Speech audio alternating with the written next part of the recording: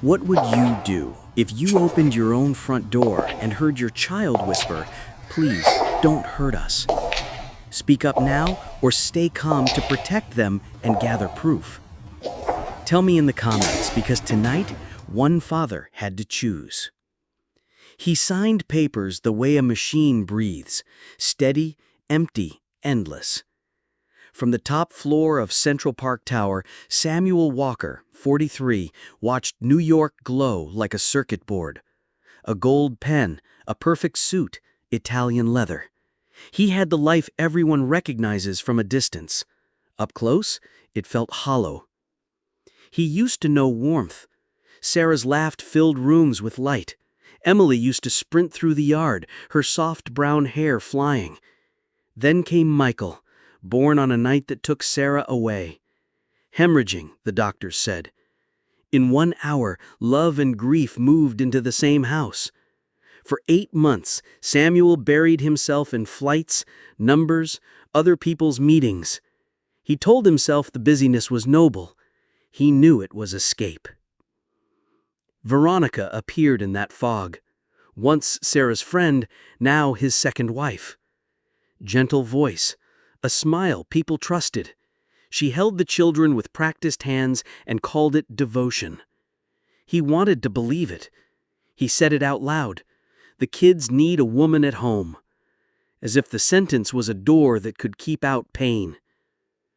On a late afternoon, he paused at the mirror and didn't recognize the man looking back.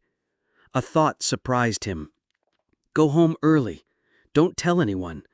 Catch a real smile by surprise. Maybe Emily will run into my arms. Maybe Michael will settle in my hands. The thought softened the tightness in his chest. He took his coat and left before his secretary could ask a single question. The gates opened onto quiet stone and colder air. Inside, the chandelier threw gold on marble. It should have felt welcoming. Instead, the silence rang. He set down his briefcase. He listened. Faint at first. Then sharp as a pen, a baby's cry. Michael. He froze. Another voice followed, thin, shaking. Please, don't hurt us and my brother anymore. Emily. His body moved before his mind did. Down the hallway, past the framed photos he had not looked at in months. To the doorway. He stopped just inside the frame, as if crossing it would snap the world in two. Emily sat on the floor in a pink dress, dirty and torn at the hem. She clutched Michael against her chest. The baby's hands grasped at her shirt, face red from crying. Across from them stood Veronica in a red dress, hair perfect, makeup set, a painting that had learned to smile. Her voice, however, had teeth. She hissed. Be quiet. How many times must I say it? Do not bother me. Next time you'll learn outside. Samuel stepped in. His voice came out hoarse, but firm. Stop. He reached for his son, hands clumsy from months of distance. Emily, come here to Dad. Emily flinched. She bunched the fabric of her dress. She didn't move. She put herself between the baby and every other shape in the room, as if that tiny body was a wall she had to hold up alone. A flash crossed Veronica's eyes, needle bright, gone in a blink. She slipped a smile over it. You're back early. I was just teaching them some discipline. You know kids need structure. You must be tired. Don't let a little whining upset you. Samuel looked at Emily's wrists. Faint purple shadows hugged the skin. His stomach dropped. He looked at Veronica's gentle mask and felt something cold slide into place. He said, No more crying like that in this house. Veronica seized the words with a sweet nod. Exactly, so let me handle it. Go shower and relax. The doctor said order is healthy. I know their rhythms. She touched his sleeve, light as air. Then she tilted her head, the pitying smile sharpened. Or maybe you feel guilty for leaving so much, so everything looks worse than it is. He swallowed hard. Guilt tried to speak for him. He kept his mouth closed. He took Michael when the baby's cry escalated. and even though his arms felt wooden, the boy's sobs softened under his hand. "You're safe," he whispered, shocked by how foreign the words sounded and how much his throat burned saying them. Dinner arrived quickly. Silver gleamed, soup steamed. Nothing warmed the room. Samuel sat at the head, Veronica to the right, Emily across from him, Michael in his small chair. "Eat, sweetheart," she said as she dropped meat into Emily's bowl and pressed a hand onto her shoulder. The press was too firm. Emily's spoon trembled. Samuel tried for calm. "Emily, has anyone at school been bothering you?" She shook her head too fast, eyes darting away. "No, father." Veronica laughed lightly. "Kids bump and bruise. She's clumsy." Samuel said nothing. He watched. When Michael fussed, Veronica lifted him with quick, unkind hands. The baby wailed harder. Samuel stood and took him back, awkward but steady, and felt the tiny body relax against his chest. Mrs. Whitman, the housekeeper who had been with them since Sarah's first spring in the house, hovered in the corner, quiet, careful, eyes full of unspoken things. When she caught Samuel's gaze, a worry flickered there like a signal. He ended dinner early. He rose, handed Michael off, and turned toward the stairs. At the fourth step, a voice sliced the air, Veronica's, low and sharp. "Listen carefully. Say one word to your father, and you and the baby are out on the street." A small breath caught and broke. Emily's. "Please. I won't. I promise." Samuel's hand clamped the banister until his knuckles paled. Heat rose behind his eyes. He did not move. He did not explode. He listened. Then Mrs. Whitman appeared at the base of the stairs, set a folded towel on the banister, and glanced up for half a second. A message without a word. "I know. Be careful." He stood there while anger and guilt wrestled inside him. One thought cut through like a clean blade. Protect first, prove next. He went back to the table, said a bland line to end the night, and closed himself in the study until footsteps faded and the house exhaled. The sky was pale when he found Mrs. Whitman in the kitchen. "Tell me the truth," he said. He did not try to hide the exhaustion in his voice. She hesitated, then nodded. Some nights she made the girl stand outside for long stretches. One night I found the children sleeping in the storage room because the bedroom door was locked. The baby's milk was often watered down. I tried to step in. She told me I had no right. Her voice tightened. She said if the girl told you, both children would be put out. She threatened my job if I spoke. The room tilted. Images came back with cruel clarity. Emily's flinch, the marks, the baby's thin cry. He steadied himself on a chair. "It is not your fault," he said. "From now on, you tell me everything, immediately. And if needed, will you testify?" She lifted her eyes. Quiet resolve. For the children, yes. He moved through the house that day with a notebook and a father's new eyes. Bottles, closets, doors, times. He wrote until the pen bit into his fingers. In Sarah's old room, he pulled open a drawer and found an envelope with his name in her hand. "If I am no longer here, protect Emily and Michael. Do not place your trust too quickly in anyone. Believe your child's eyes."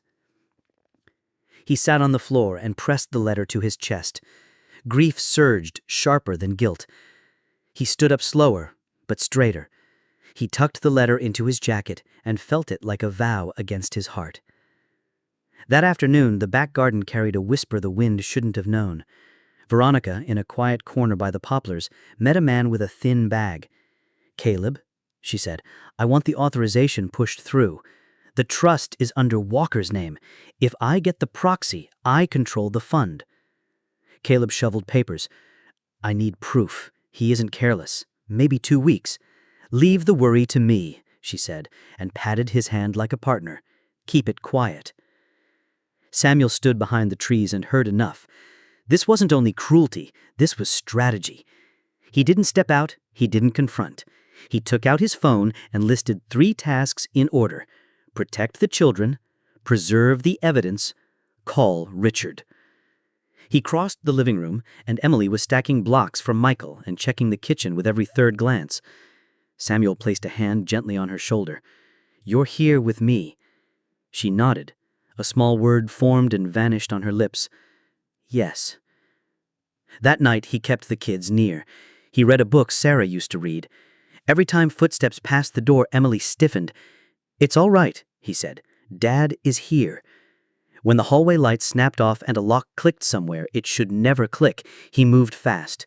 Emily was on the floor clutching her brother. The door from the inside unlatched. The hallway lock just slid back. He gathered them into his room. He set Michael between pillows and poured the rest of the warmed milk into a cup for Emily. He didn't touch her wrist. He set his hand on the blanket instead. Close enough for warmth, far enough for safety. "Are you going to leave us, like my stepmother said?" The question pierced deeper than any accusation. He pulled her into a careful embrace. "I'm here," he said. He repeated it until his voice grew steady. "I'm here." Footsteps paused outside his door. Veronica's voice drifted in, silk wrapped around a thin wire. "We need to talk." "In the morning," he said. "The children are sleeping." He called his oldest ally as soon as the hallway was quiet. "Richard, come to the house tomorrow, 7. Richard Coleman had walked him through hundreds of deals. Now Samuel needed a different kind of contract, the one a father signs with his own courage. He finally chose to be a father first.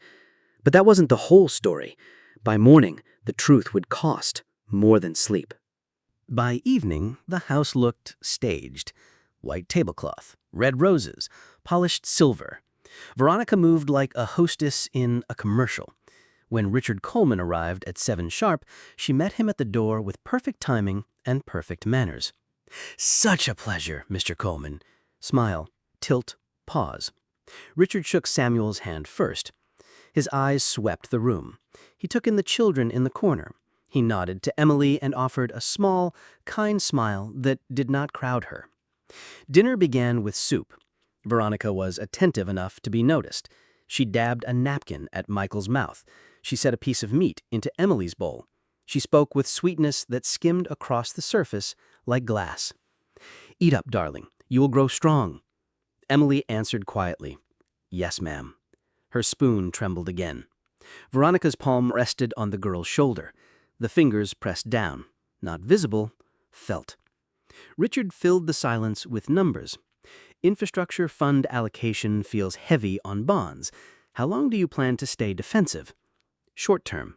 We also need to review the trust structure." He set his glass down in a measured way, as if placing a marker on a map. Veronica smiled at Richard.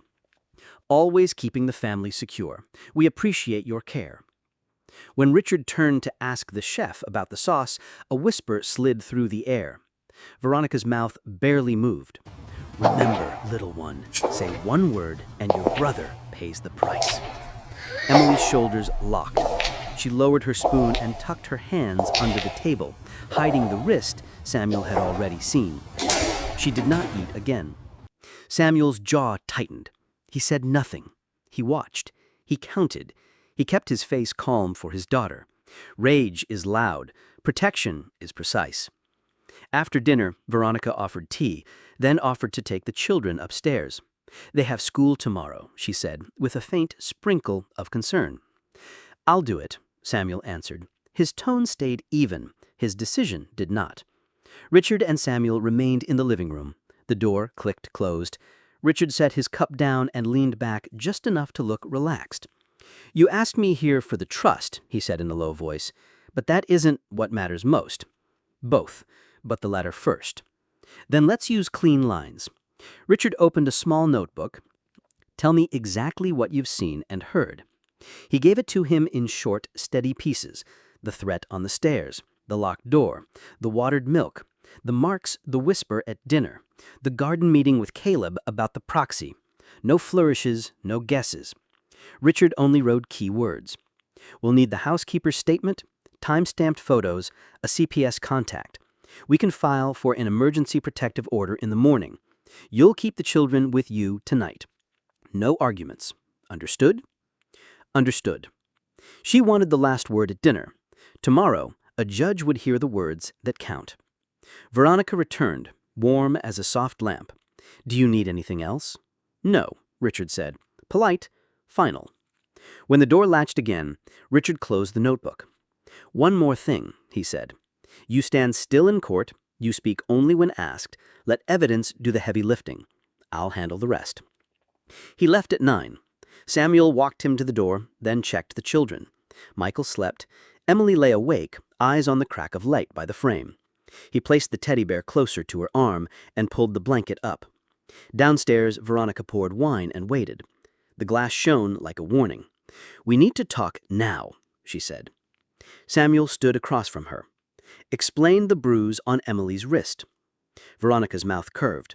"Are you accusing me? I handle meals, baths, crying fits. Where were you? In your office above the city wearing your righteous silence? Answer the question." "Children fall, and stubborn girls must learn to obey. I teach her as a mother teaches." "A mother," he repeated quietly, "holds and speaks. She does not lock, she does not threaten." He did not lift his voice. He did not need to. For a breath, Veronica's face slipped. Then the mask snapped back. "You never chose me. You chose Sarah's shadow. I stood by you when you shattered, and you still looked right through me."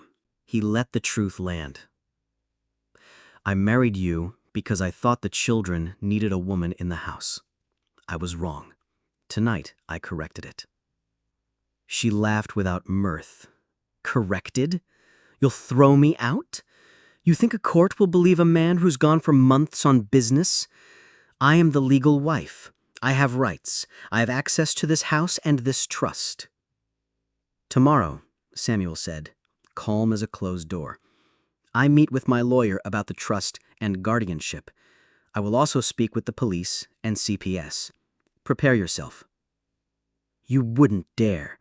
People will say you couldn't keep your wife, your house, your children." "I can live with their words," he said. He lifted a napkin and set it down neatly, as if signing his resolve. "I cannot live with the sound of my children crying." A soft creak on the stairs. Emily stood there with her bear, face pale, eyes too wide. The toy slid. Samuel moved, caught it, and placed it back in her hands. "Back to bed, sweetheart. Dad's here." He waited by her door until her breaths evened. Then he called Richard again. "We file in the morning." The next day began in a narrow hallway that smelled like paper and weak coffee. Family court. Richard walked beside Samuel, with a thick file. Mrs. Whitman waited near the bench, hands folded, face contained but determined. A social worker from CPS, Carla Reyes, checked her schedule and nodded when she saw a 6-year-old girl by her father's side. Veronica arrived, with a man in a blue suit, Alan Pierce. Her eyes held a rehearsed shine. She dabbed the corner with a tissue at the precise angle that cameras like. "Case 14F, Walker, petition for emergency protection for minors." They stood. The judge, Eleanor Myers, sat high and still. 50 or so, bright eyes. An economy of words that told you she had heard enough stories to recognize which ones were true. Richard began. "Your Honor, we request an emergency protective order and restrictions on contact for the respondent, Veronica Hayes, on the basis of emotional abuse and neglect." He kept it clean. "We submit the housekeeper's sworn statement, time-stamped photographs of injury, and a contextual letter from the late mother." Alan stood. "Your Honor, my client is a devoted stepmother. These are speculations. Where is the direct evidence?" The judge turned to the witness stand. "Call the housekeeper." Mrs. Whitman spoke slowly. "I saw the girl made to stand outside for long periods. One night, both children slept in the storage room because the door was locked. The baby's milk was often watered down. I heard Veronica threaten that if the girl told her father, both children would be put out. She told me I had no right to intervene. She threatened my job." Alan approached. "How old are you?" 62. "Could you have misheard in a dark hallway? I worked in that house for 10 years. I know her voice." Richard presented the photos. The judge examined them. Time-stamped. "Yes, Your Honor. 2 days ago." Alan said, "Children fall. Photos don't show cause." Veronica lowered her face and let a practiced sob tremble. "I did my best. He travels. Everything fell on me." The judge looked from one table to the other. "Can the child speak?" Richard glanced at Samuel. Samuel knelt by his daughter. "You don't have to say anything. I'm here." He held out his hand. No pressure, just presence. "I want to speak." She climbed the step. She gave her name. 6 years old. The judge softened her tone. "Tell only the truth."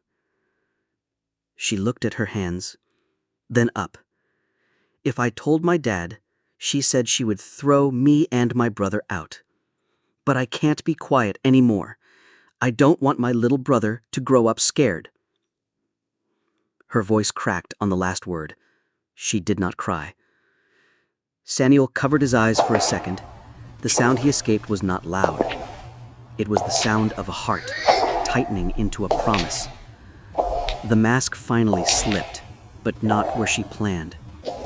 What the courtroom heard next would decide everything.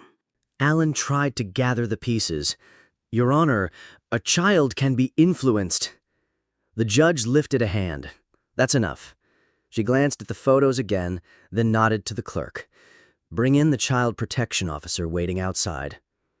Carla Reyes entered, steady and clear. She confirmed she was assigned to the case on call and had reviewed the preliminary statements. "I recommend an emergency order for the children's safety," she said. "Home checks can begin today." Silence stretched. Then a chair scraped hard across the floor. Veronica stood, finger stabbing the air toward the witness stand. "Liar! Just like your mother, acting so saintly." The bailiff stepped forward at once. The gavel struck 3 sharp beats. The judge's voice cut through the room. "Order." Veronica sat. Her lawyer tugged her sleeve, whispering urgently. The echo died. The judge looked down at the file a final time, then up at the people in front of her.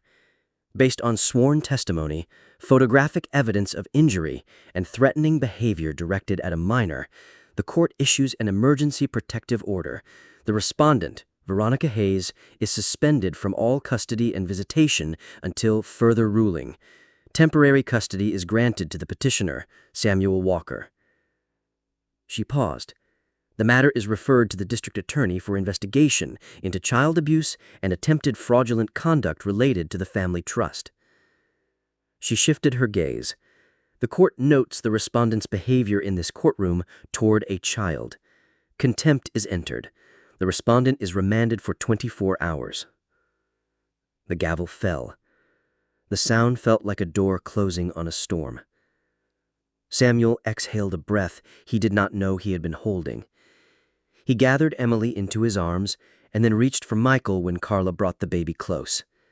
Emily pressed her face to his shoulder. Michael's small hand gripped his shirt. Tears slid before he could stop them.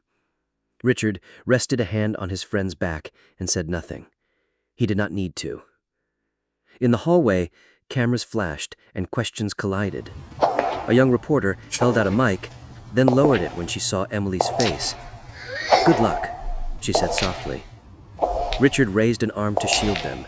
"We're protecting the children's privacy." Down a separate corridor, Veronica was led away.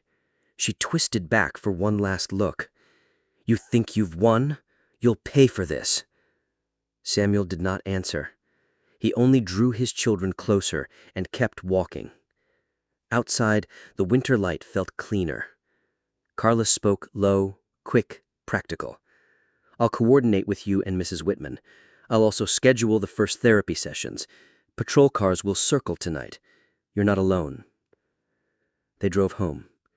Samuel carried Michael in one arm and held Emily's hand with the other like a lifeline. That night, he mixed the milk himself, read softly, and kept his chair by their door. Every small act felt like a promise being kept in real time. Court delivered the order. Home would deliver the healing. And it would take time. Days stacked into weeks. Calls with Richard became routine. Signatures, statements, locks changed, schedules set. Emily began to sleep longer. Michael's laugh returned first, quick and bright. In quiet moments, Samuel reread Sarah's letter. Believe your child's eyes. He didn't just read it, he lived it. 2 years later, the sky over the backyard was a clear blue bowl. A small wooden sign on the fence read Mama Sarah's Garden. Tomato vines climbed polite stakes tied with soft twine. Emily, taller now, guided Michael's hands as he reached for leaves without tearing them. "Daddy, look," she called, bright as morning. "We're growing tomatoes for you." Samuel sat in a wooden chair with a notebook on his lap. Not a ledger, notes about school drop-offs, grocery lists, small projects, the simple plans that keep a family steady. He watched them. In Emily, he saw a girl who knew she was safe, and who was learning how to make others feel safe too. Carla arrived at the back gate holding a thin folder. "I brought the certificate," she said, smiling. "Therapy complete. Emily is thriving. Michael's development is right on track." He said, "Thank you for staying. Thank you for doing the work. That's what keeps them steady." After she left, Mrs. Whitman brought out a plate of butter cookies and a letter from Richard. "Final hearing dates," she said. "Looks like the last piece is ready." They went that afternoon. Richard shook hands with each of them and gave Emily a star-shaped paper clip as a tiny trophy. "It's done," he said simply. "Now, live well." On the way home, Emily held the star up to the window, catching light and scattering it across the seat. Back in the kitchen, they cooked together, laughing when Michael tried to count pasta strands like train tracks. Samuel showed Emily how to tie stakes so they held firm but didn't choke the vine. Snug, but with room to breathe. At dinner, Emily stood on a chair and announced like a tiny host, "Walker family pasta, tomatoes from Mama Sarah's garden." Michael clapped with both hands. Samuel bowed with exaggerated grace. "To my distinguished guests, eat and grow strong." When the dishes were done and the sun slid low, Emily ran a small circle through the yard and then returned to wrap her arms around him. "Dad, now we're really a family, right?" He lifted her and answered plainly, "Yes, and it will always be that way." Michael squeezed in from below, trying to make the hug bigger than all of them. He sat back and held them both. The shadows of 3 bodies overlapped on the grass, a single shape. The tomato stake stood straight, twine firm but gentle, the way he had learned to hold. He touched the wooden sign with Sarah's name and let the quiet settle. He did not think about courtrooms or cameras or old threats. He thought about homework on Tuesdays, pancakes on Saturdays, and a girl who raised her hand in class without fear. He thought about a boy who would never learn the language of hunger. He checked the doors, turned off the lights, and paused by the children's room. The hush inside sounded like a home that had decided to stay. He closed the door with a soft click and stood for a moment in the hall with his hand over the pocket where Sarah's letter had rested for 2 years. He no longer needed to carry it every day. The vow had moved inside him. And if you ever wonder what to do when a child's small signal asks for help, listen, then act. Quiet choices, repeated, build the safest walls. Which moment hit you hardest? The whisper at the door? Sarah's letter? Or when he finally said, "I'm here"?